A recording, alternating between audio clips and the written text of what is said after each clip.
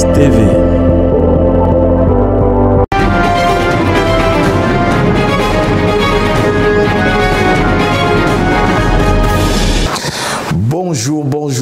Bonjour, voilà, je vous êtes sur GFM's TV. GFM's TV, on parle sport et on est bien sûr Sport Matin. Voilà, Sport Matin, on va parler de la Coupe d'Afrique des Nations. Ne me demandez pas pourquoi j'ai le sourire ce matin.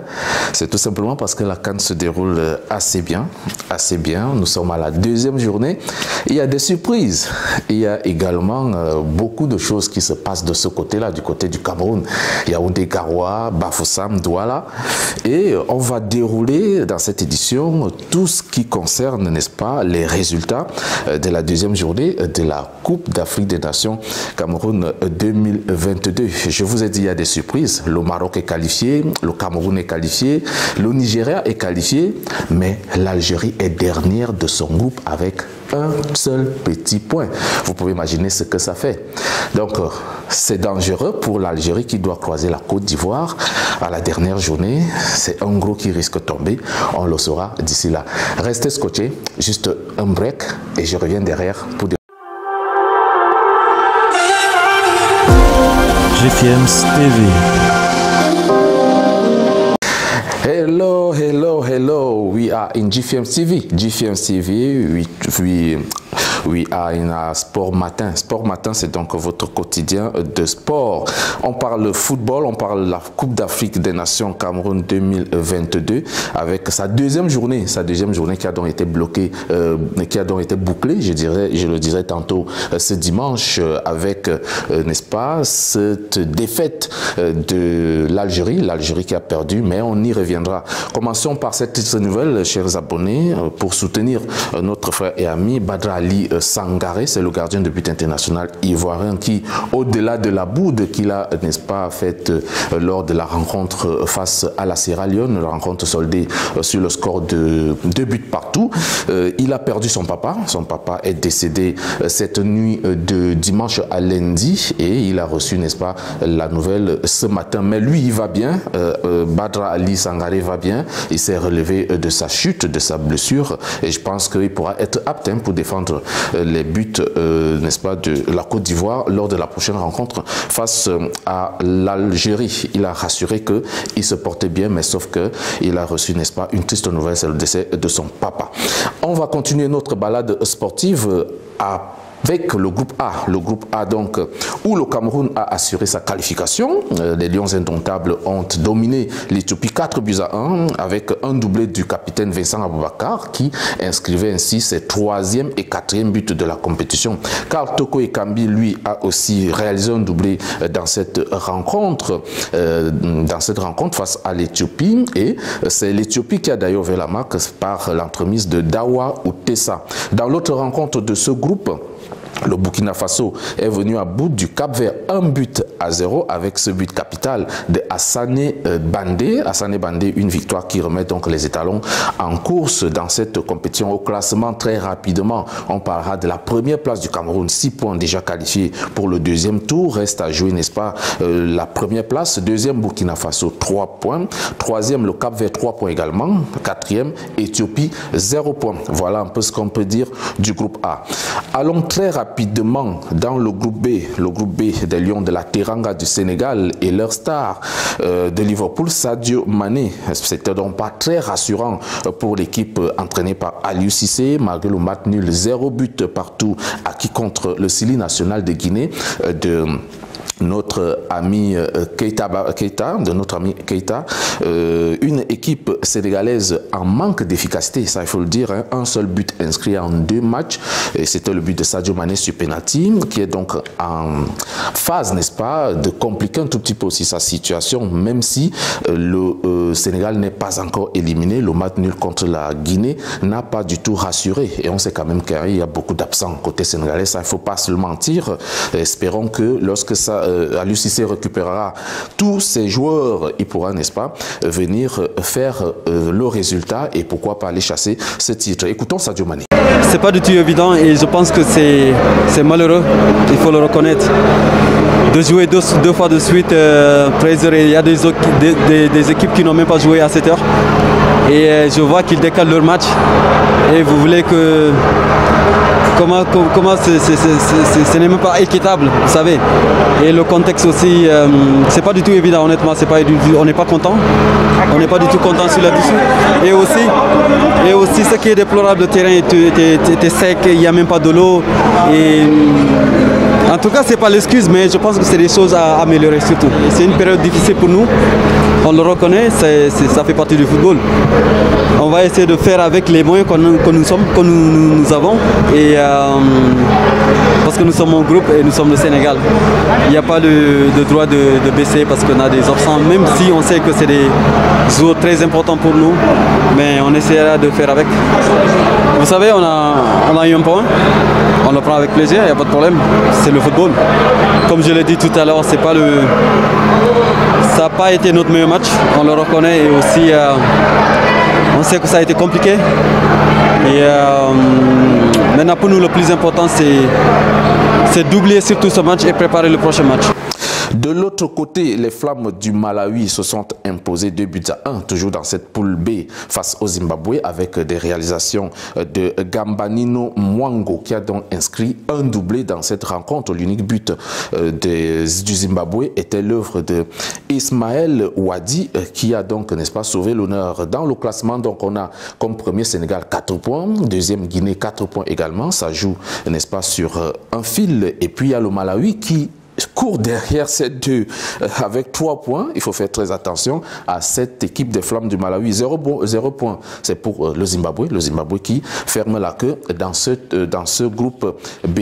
On va passer très rapidement dans le groupe C avec la qualification du Maroc. Le Maroc qui s'est imposé face aux îles Comores 2-0. Selim Amala a ouvert le score et c'est Zakaria Aboukal qui a donc inscrit le deuxième but des Lions de l'Atlas. C'était vers la fin de la rencontre. Les Lions de l'Atlas empochent donc 6 points et filent directement au deuxième tour. Ryan Mahé pense que le groupe est prêt à faire du boulot puisque la compétition continue, il continue de se préparer. Écoutons Ryan Mahé, c'est le joueur des Lions de l'Atlas. On a fait un très bon boulot pour les 2 premiers matchs. C'était ce qu'on voulait, ce qu'on attendait de ce groupe avec les qualités aussi qu'on a, qu'on devait gagner ces deux premiers matchs qui étaient très importants.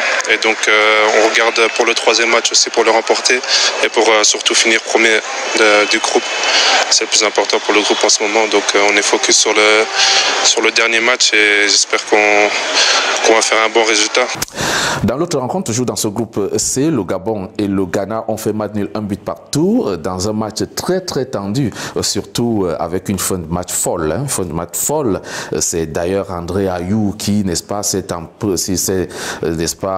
il a pété un câble suite à une erreur, je dirais, de fair play côté gabonais, mais on ne peut pas aller dans les détails, surtout que le ballon devait revenir fortement à l'équipe du Ghana qui a mis le ballon en touche parce qu'un de leurs joueurs était blessé, mais le Gabon a profité de cette action pour aller filer directement vers les buts et marquer le but égalisateur qui, n'est-ce pas, a empêché à l'équipe du Ghana de prendre les 3 points de la partie et compliquer aussi la situation de cette équipe qui doit absolument battre l'équipe du Maroc, de l'équipe des Comores. André Ayou, très remonté suite au manque de fair play des Gabonais sur cette action de but, a donc montré son agacement.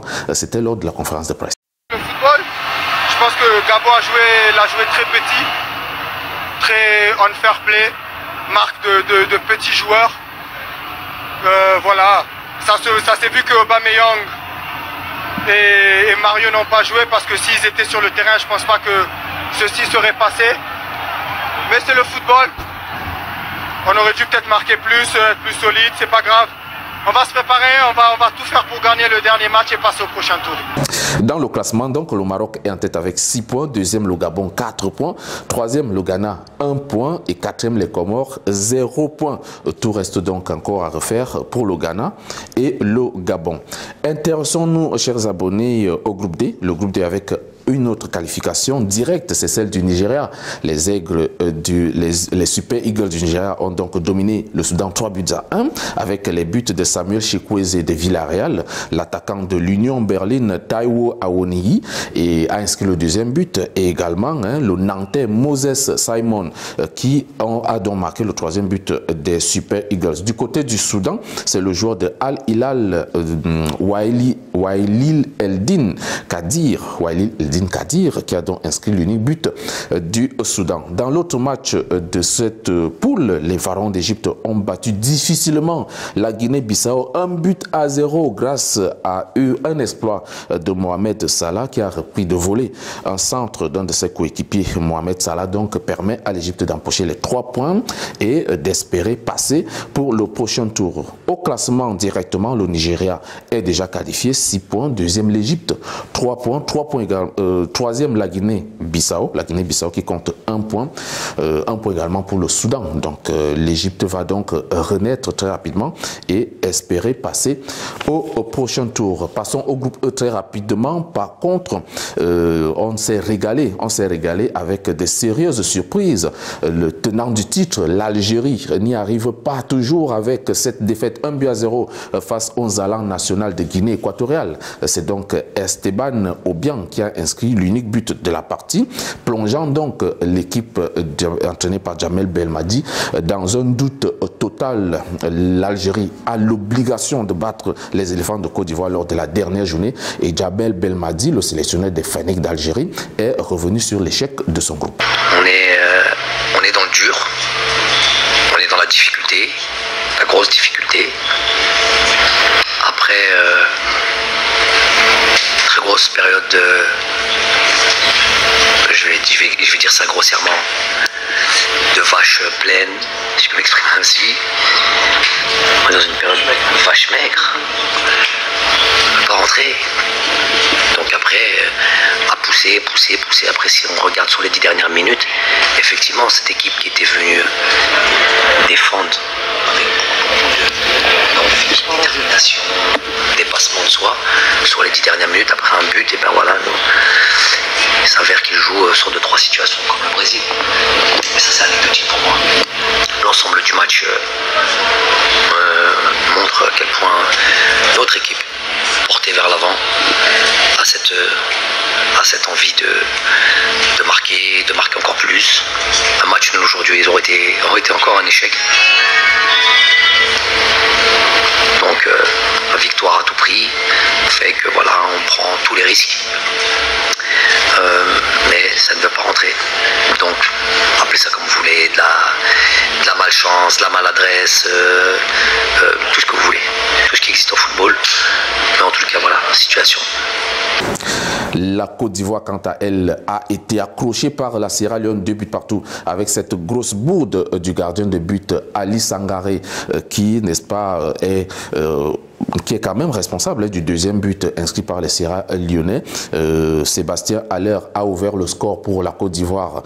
C'était donc en début de rencontre. Et puis, il y a eu un pénalty manqué par Franck Kessié, le joueur du Milan AC. Heureusement, Nicolas Pepe, l'homme du match d'ailleurs, a inscrit le second but. Et puis, la Côte d'Ivoire a relâché un tout petit peu. Et Moussa Noua Kamara a marqué pour la Sierra Leone. Il faut noter que Moussa Noua Kamara, avant d'aller au Cameroun, a été béni par sa femme, parce que cette vidéo a fait le tour de la toile où sa femme s'est carrément accrochée à ses pieds pour baiser ses pieds et lui souhaiter bonne chance pour la compétition. Ça a donc payé avec ce but marqué face à la Côte d'Ivoire. On va aussi parler de Aladji Kamara qui a égalisé suite à une erreur du gardien de but Badra Ali. Au classement, la Côte d'Ivoire est malgré tout en tête avec 4 points. Deuxième, la Guinée équatoriale, 3 points. Troisième, la Sierra Leone, 2 points. Et le dernier, c'est l'Algérie. Ça surprend tout le monde et ça doit surprendre puisque l'Algérie non seulement a perdu hier face à la Guinée équatoriale,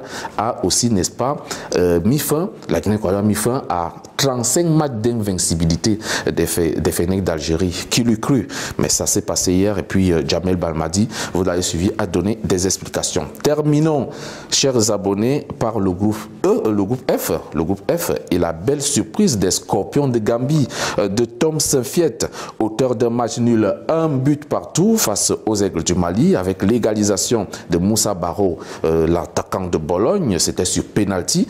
Donc cette égalisation répondait à la frappe de Ibrahima Koné sur penalty également, qui a ouvert le score pour le Mali. La Tunisie a largement battu de l'autre côté la Mauritanie 4-0 avec un doublé de Wabi Kazri qui joue donc pour Saint-Etienne, et puis les buts de Seyfeddine Jaziri, qui d'ailleurs s'est blessé en fin du match, et de Hamza Matloui ont donc complété la donne du côté de la Tunisie.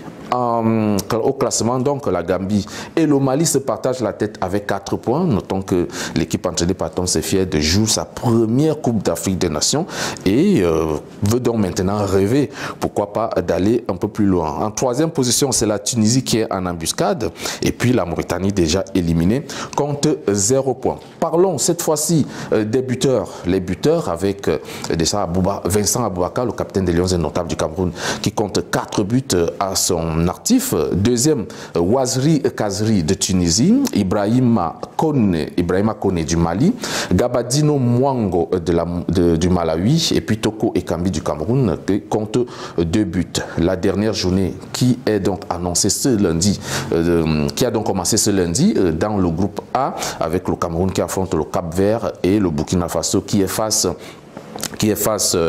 à l'Éthiopie, nous permettra donc de se positionner sur les sélections appelées à participer au 8e de finale, sachant que 4 meilleurs 3e vont, n'est-ce pas, compléter le tableau des qualifiés. Chers abonnés, c'était Sport Matin. Je pense que vous avez été satisfaits par tout ce qui a été dit.